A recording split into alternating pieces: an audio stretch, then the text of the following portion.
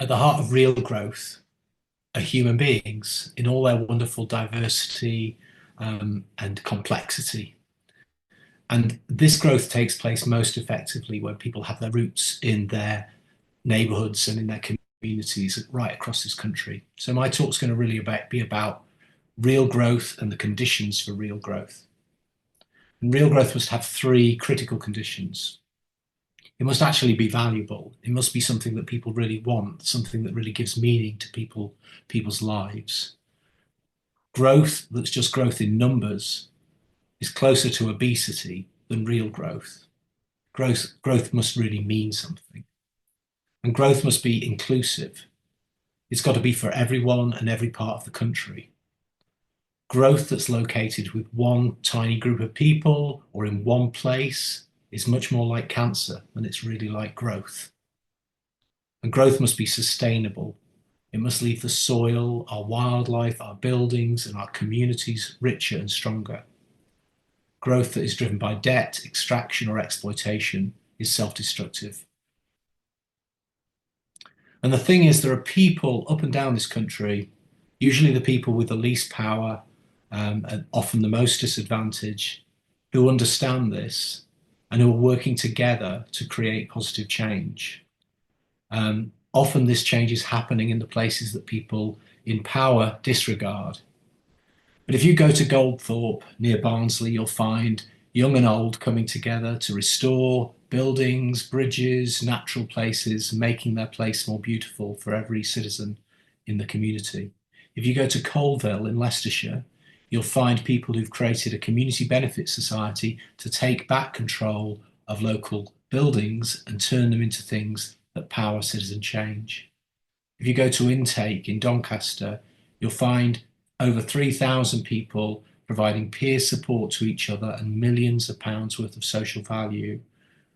In Whitley Bay, people with learning disabilities provide the local community market. And in Cornwall, the citizen checkers are people with learning disabilities who are actually going and evaluating services in terms of whether those services are supporting people to be full citizens. At the end of last year, over 400 people gathered in Sheffield to talk about these changes at the Fearless Cities Summit. There's a real appetite for this kind of change. And this provides real value. Often GDP, for instance, doesn't reflect the value that human beings are creating. At the moment, if we evaluate what carers are providing, and this data comes from a report we did of work in Barnsley, the work unpaid carers providing is greater in value than all of the costs of the NHS in Barnsley. And if that was actually, if we took that figure, we'd be talking about, over £100 billion worth of value in the rest of the country if we took caring seriously. But if you also look at what additional capacity people have as citizens that is not currently being used, then that figure is even greater. In Barnsley, we worked it out to be about 1.3 billion. That would be over 300 billion nationally. Huge figures not being realised in our communities. And why? The problem is we've created a hostile environment for citizen action.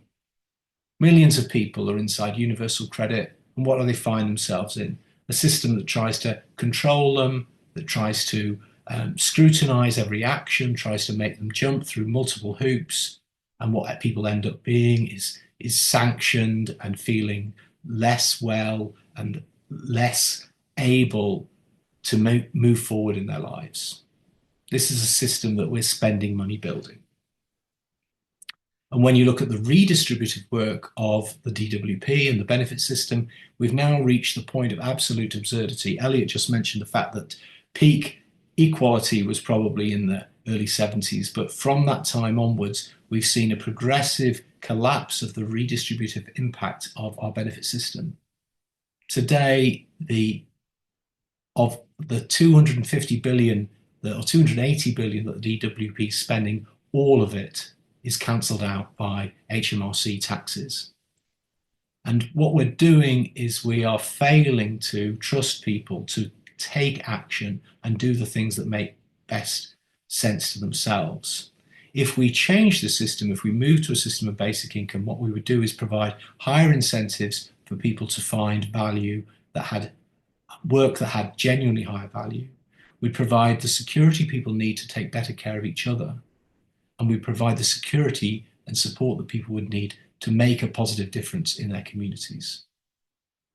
This is what we're doing in Sheffield right now, is we're exploring how citizens can take better action in their community and how services can change their relationship to neighbourhoods so that we work at a much smaller scale. This is the other thing, not only the economics, but the democratic structures that we use are not serving our communities well. People need to have structures that they can get involved in at a hyper-local level, and services need to reflect this. And this is why we are currently, across the whole of South Yorkshire, committed to a neighbourhood care strategy.